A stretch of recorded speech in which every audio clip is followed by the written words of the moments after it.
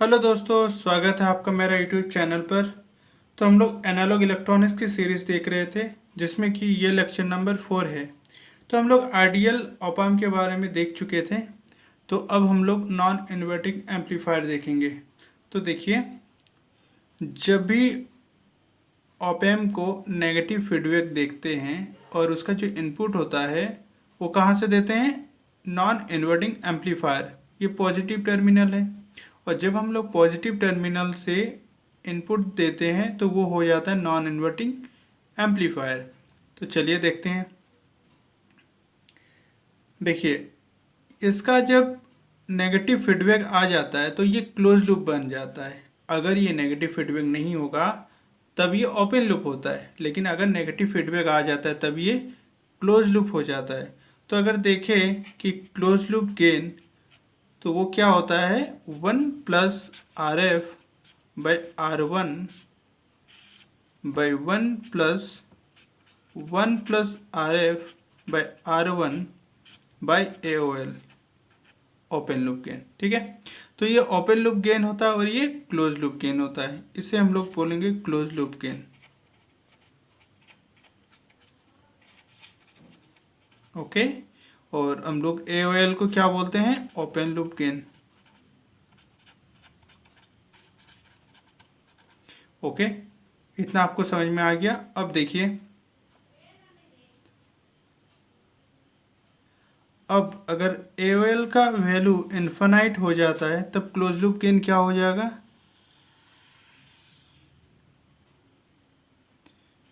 Close loop gain तब हो जाता है आपका 1 plus R F by R one. ठीक है, तो ये हो जाता है आपका क्लोज लूप गेन। अच्छा, close loop gain equals to क्या होता है? V output by V input. तो V output by V input कितना होगा? 1 plus R F by R one. तो what is V output? 1 plus R F by R one into V input. तो ये we output होता है हम लोग का, किसका? नॉन इन्वर्टिंग एम्पलीफायर का। ठीक है, अब मैं आपको वर्चुअल ग्राउंड का कॉन्सेप्ट थोड़ा बता देता हूँ। सॉरी, वर्चुअल शॉर्ट का कॉन्सेप्ट क्या होता है। वर्चुअल शॉर्ट से ही वर्चुअल ग्राउंड का कॉन्सेप्ट आता है।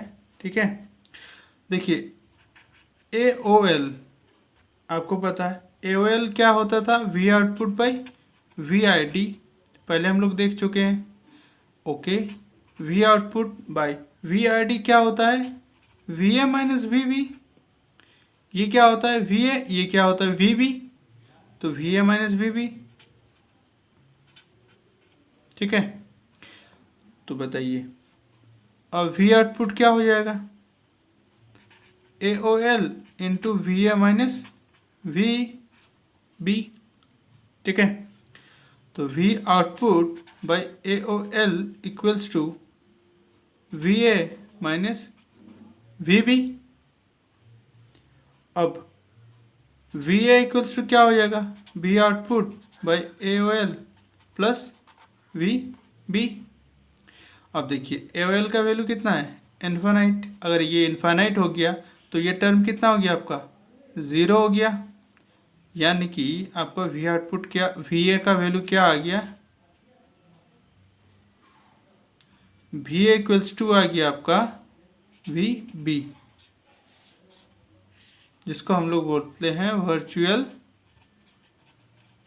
शॉर्ट। वर्चुअल शॉर्ट कब पॉसिबल है? When AOL is infinite.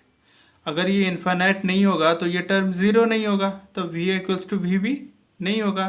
तो AOL को इन्फानाइट होना ज़रूरी है। AOL क्या है? Open loop gain.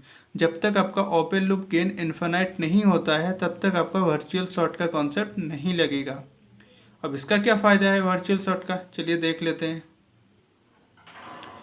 तो चलिए हम लोग वर्चुअल शॉर्ट क्या देखें? V equals to V B, यानी कि यहाँ पे जितना वोल्टेज होगा उतना वोल्टेज यहाँ पे अपीयर होगा। ठीक है, ऐसा लगेगा कि दोनों वर्चुअल शॉर्ट है, मतलब दोनों शॉर्ट हो गया है। तो बताइए यहाँ पे कितना वोल्टेज है? वी इनपुट, तो यहाँ भी क्या होगा? V input. ठीक है, तो चलिए देखिए, नोडल एनालिसिस करते हैं। At node B. Node P भी देखते हैं हम लोग। नोट बी पे क्या है, V V minus 0 by R1 plus V V minus V output by RF equals to 0। V P by R1 plus V P by RF minus V output by RF equals to 0। अगर इसको solve किया जाए, देखिए V B का value कितना है, we input क्यों है, बाई वर्चुअल शॉर्ट। मैंने बताया था कि यहाँ जितना वोल्टेज अपियर होगा यहाँ भी आपका सेम वोल्टेज हो जाएगा, क्योंकि वर्चुअल शॉर्ट हो गया। और कैसे हुआ अभी बताया मैंने, V equals to V B. तो बताइए यहाँ से आपका क्या आ गया, V input by R1 plus V input by RF minus V output by RF equals to 0। ठीक है, अब आकर देखते हैं, वी इनपुट आपका कॉमन आ गया यहाँ पे, तो आपका हो गया 1/R1 plus 1/R2 equals to V output by RF। हमने वी आउटपुट को इधर ले आया, सॉरी देखिए आपका वी आउटपुट को हमने इधर ले आया। देखिए V B equals to V in हो गया, तो यानी कि वी बी की जगह पे हम लोग क्या लिखेंगे, वी इनपुट। तो ये दोनों जगह पे वी इनपुट आ गया। देखिए यहाँ पे वी बी है, तो इसकी जगह पे हम लोग वी इनपुट लिखे हैं। तो ये R1 RF और RF बाकी सारा चीज़ सेम है। तो यहाँ से हम लोग वी इनपुट बाहर लिए कॉमन। ठीक है, कॉमन हो गया तो 1/R1 plus 1/R2 equal to V output by RF। ठीक है, अब बताइए क्या होगा। देखिए वी आउटपुट बाई RF क्या हो जाएगा, we input 1/R1 plus 1/RF, ये RF है। ठीक है, कभी कभी R2 भी लिखते हैं इसलिए। ठीक है, तो आपका आ गया V output equals to RF इधर मल्टीप्लाई होगा। अगर RF इधर मल्टीप्लाई होगा तो यहाँ पे RF बाई R1 होगा प्लस RF बाई RF, ये RF और RF कट जाएगा, यानी कि we input into RF by R1 plus 1।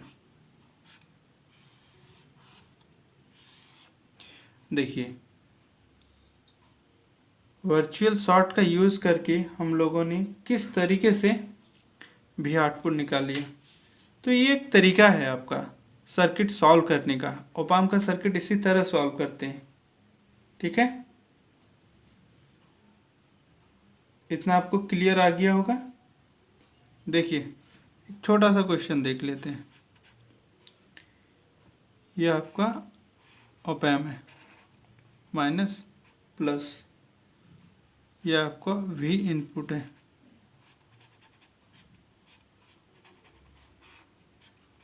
ये आपका वी आउटपुट है। ठीक है, यहाँ पे 10 के दिया हुआ है, यहाँ पे 1 के दिया हुआ है, ये तो आपका ग्राउंडेड हो गया। यहाँ पे AOL का वैल्यू दिया हुआ है 100। ठीक है, तो अगर वी आउटपुट की बात की जाए तो वी आउटपुट क्या होगा, सॉरी वी आउटपुट नहीं, क्लोज लूप गेन की बात की जाए तो क्लोज लूप गेन क्या होगा, 1 प्लस RF बाई R1 मतलब 10/1 बाई 1 प्लस 1 प्लस 10/1, वही जो फॉर्मूला हमने पहले लिखा था, बाई AOL का वैल्यू 100 होता है। तो आप अगर इसको सॉल्व करेंगे तो क्या होगा, 11/1 प्लस 11/100, यानी कि आपका आएगा 11/1.11। तो अप्रॉक्सीमेशन आपका लगा के आ रहा है 10। ठीक है, ये जस्ट मैं आपको एक रिव्यू दिया कि कहीं पे अगर AOL का वैल्यू दिया हुआ है तो आप इस फॉर्मूला को यूज़ करेंगे गेन निकालने के लिए, क्योंकि ये क्लोज लूप गेन है। और ये क्लोज लूप गेन अगर ए लेवल इन्फिनाइट है तो आपका ये फॉर्मूला आएगा जो हम लोग देखे थे, ये इस टाइप का फॉर्मूला आएगा। अगर आपका इन्फिनाइट ओपन लूप गेन आपका दिया हुआ है सम फाइनाइट वैल्यू, तो आपको ये फॉर्मूला यूज़ करने की ज़रूरत है। ठीक है, नेक्स्ट देखते हैं हम लोग। नहीं, चलिए आज के लिए इतना ही। मैं नेक्स्ट क्लास में आपको वर्चुअल शॉर्ट से रिलेटेड कुछ और कॉन्सेप्ट बताऊंगा। Okay, thank you. जय हिंद, जय भारत।